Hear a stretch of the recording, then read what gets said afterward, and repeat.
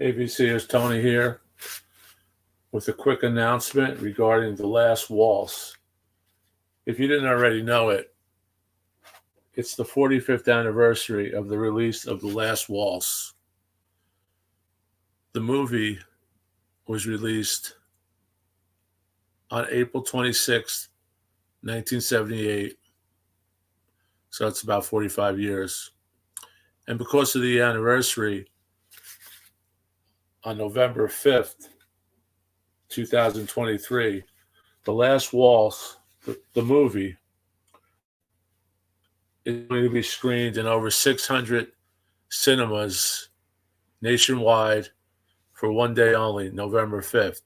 So if you haven't seen the movie on the small screen, or if you saw it 45 years ago like I did, tomorrow, November 5th, is an opportunity to see it in all its glory with a new print, great sound, whatever Atmos, whatever your theater has. So it should be really good. I'm not sure if there's any added features to the cinema release, but I'm going tomorrow. Here's the album. I've had this album for 45 years, 46 years, whatever it is. Comes with a booklet, which is really cool. 3-record set. Now, this is an abridged set of the concert. I think in 2002, a 4 CD box set came out, which I never bought. I'm interested in it at this point. And that has like another 23, 24 tracks added to what's on this record. And as you know, this is considered one of the greatest concert films of all time, directed by Martin Scorsese.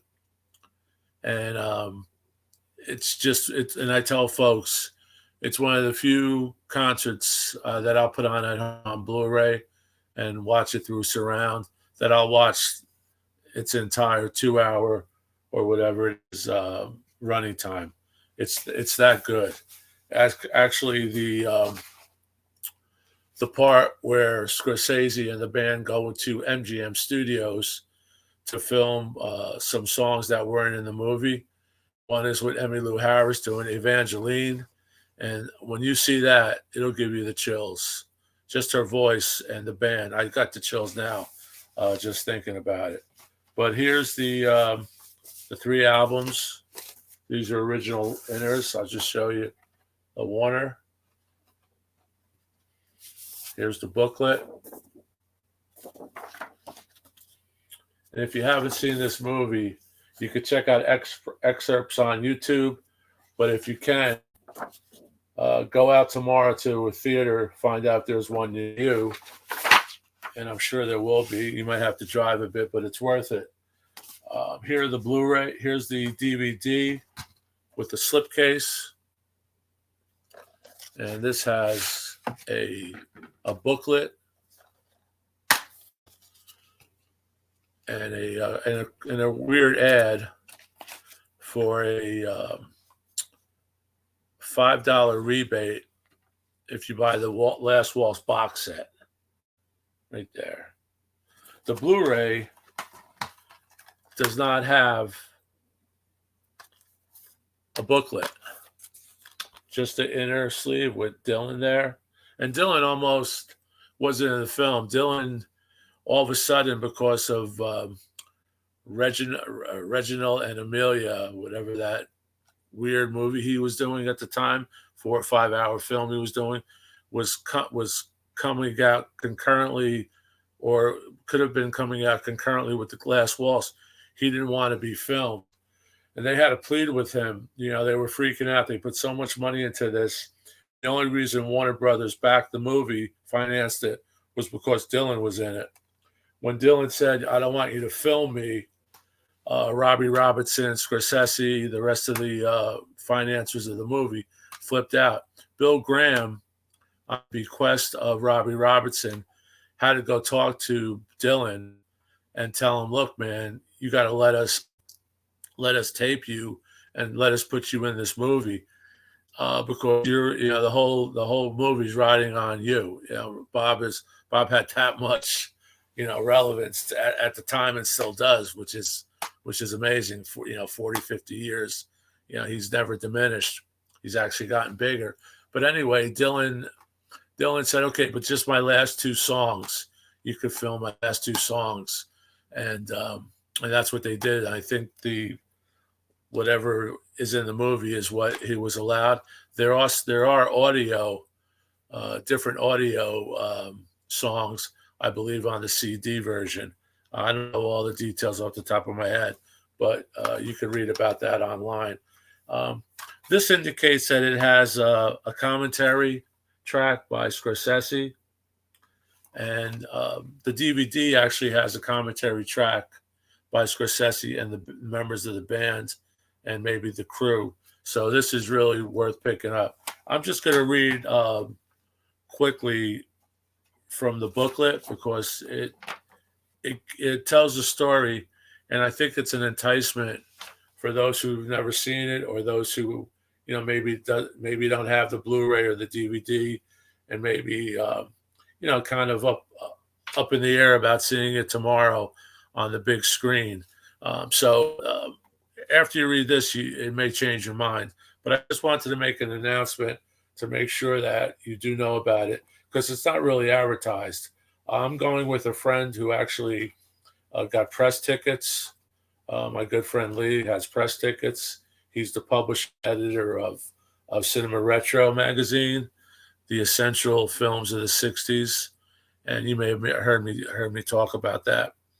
A great magazine, by the way. So I'm just going to read a little bit from this booklet, which I said is not included in the Blu-ray. It may be included in the Criterion release of The Last Waltz. And just again, it's one of the finest concert films of all time, directed by Scorsese, who at the time I believe was directing, trying to think, maybe Taxi Driver. He was heavily involved with cocaine at the time, and he said he was really using it heavily, Scorsese says, during this period. But he was really into music. Him and Robbie Robinson hit it off during the editing process, and that's how they became collaborators on many of Scorsese's films, if not all the films. And you'll see Robbie Robinson's name, the late great Robbie Robinson's name, linked as the man who picks the music for a lot of Scorsese films. And I'm going to leave a link to my tribute I did on Robbie Robinson when he passed away a few months ago. So I'll leave that link in the comments. But I'm just going to take a second and read a little bit.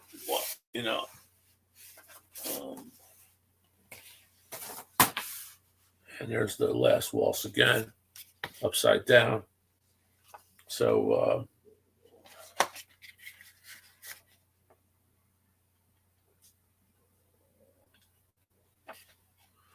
okay, here we go. You ready? It all started with the idea that we would play a farewell to the band concert at Bill Graham's Winterland in San Francisco. This is where we had first performed our first show as the band, 8 years earlier in '69. We had been on the road for 16 years, first with Ronnie Hawkins' band, whom I joined up with at age 16. Ronnie was a good teacher. He gave us our street education and showed us the code of the road. Then Levon, Richard, Rick, Garth, and I went out on our own as Levon and the Hawks, where we continued to play the Chitlin circuit down south in clubs and gangster hangouts up north, and some of the funkiest little joints in between. In '65, we hooked up with Bob Dylan. He was making a transition from acoustic to electric, or from folk to rock, with us as his band. Sounds simple enough, but little did we know we were entering a musical revolution. We played concerts all over North America, Europe, Australia, and the audiences booed us violently every night. They threw stuff at us and sometimes charged the stage. I used to think this is a very strange way to make a buck. But we went out night after night and rallied.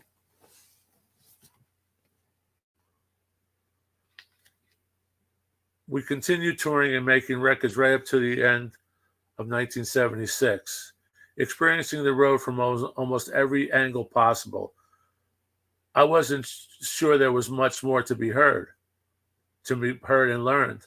Some musicians are just dogs and love it, but we could tell it was getting the best of us, so we decided to bring the ship into shore. The more we thought about our farewell concert, the more we felt it was appropriate to invite a couple of friends and mentors who had been so instrumental in our musical journey. Of course, that meant Ronnie Hawkins and Bob Dylan. We talked to them about it, and then something happened. The whole thing caught fire and started to spread. There were so many styles that helped make that time so special. And we decided with this final concert to pay respect to every one of our musical influences that inspired the whole era. We called Eric Clapton, a friend who had been one of our biggest supporters since our first album. To us, he was the premier representative of the British blues scene. Van Morrison, one of the greatest soul singers ever, had been a neighbor of ours in Woodstock. We also felt a musical affinity with Van even before we met. To pay homage to Chicago blues, which changed the course of music forever, we invited the legendary Muddy Waters. And from a younger generation, blues harpist Paul Butterfield. From the folk tradition, fellow Canadians Neil Young, who completely reinvented his roots, and Joni Mitchell, one of the most innovative original artists of our time. New Orleans has always been a cornerstone of the American sound, so we called upon Dr. John, known as the Night Tripper, and singer-songwriter Barbie Charles of See You Later, Alligator fame, along with the horn arranger of Alan Toussaint, to add some pepper to the gumbo. Representing the legendary Tin Pan Alley and the Brill Building, songwriter of songwriters in New York was Neil Diamond, with whom I recently produced an album. Then coming to the rescue of the 11th hour, Ringo Starr of the Beatles, Ronnie Wood of the Rolling Stones, and Stephen Stills of Crosby, Stills, and Nash. They were like spokes in the wheel that made up the whole thing of rock and roll. The band had always felt comfortable moving between genres and styles, but this would eventually be the challenge of a lifetime. There were so many songs to learn. We had about 6 weeks until the concert, which was set for Thanksgiving Day, November 26, 1976. And then we talk about them meeting up with Scorsese to actually direct it.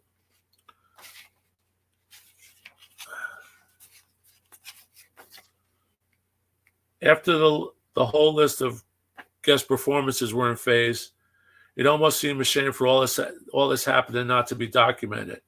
We began talking about having a couple of video cameras shooting the event.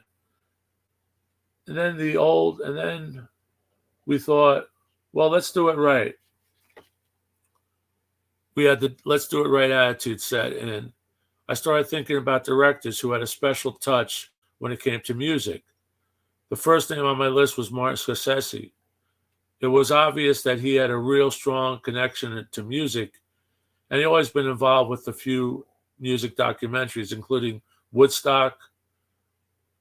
I called John Toplin, the band's first road manager and a producer of Scorsese's new Mean Streets movie, and asked if he could set up a meeting. I wouldn't have asked to meet with Marty at a worse time. He was right in the middle of shooting a film that was behind schedule and without a finished script. So when I told Marty about the concert and all who was involved, I could see fire in his eyes and the wheels started turning. He said, "What am I going to do? I have to do this, man. I have to do this." He figured he would take a Thanksgiving holiday break and in a very under-the-radar sort of ways, just shoot a concert. I called Bill Graham, the concert producer, and told him the concert was going to be called The Last Waltz. He was very excited and talked about how he would spiff up Winterland for the occasion. Bill was unquestionably the B.T. Barnum of rock and roll, and he was determined to give the audience an experience they would never forget. He asked me what I thought about the show's vibe would be, and I suggested watching a foreign film called Blood of the Poet. It didn't have much to do with anything, but I thought it would give him a little bit of time to think it over until I thought of something better. In the end, it ended up inspiring Bill to design the backstage walls covered in noses, painted eyes, and surreal doorways that were featured in the film. As Thanksgiving drew closer, our production designer, Boris Levin, came up with the idea of borrowing sets and props from the San Francisco Opera. We ended up with a set from La Traviata and chandeliers from Gone with the Wind. We also invited some other friends and some San Francisco poets to do readings during the show. The next thing we knew, it was Thanksgiving.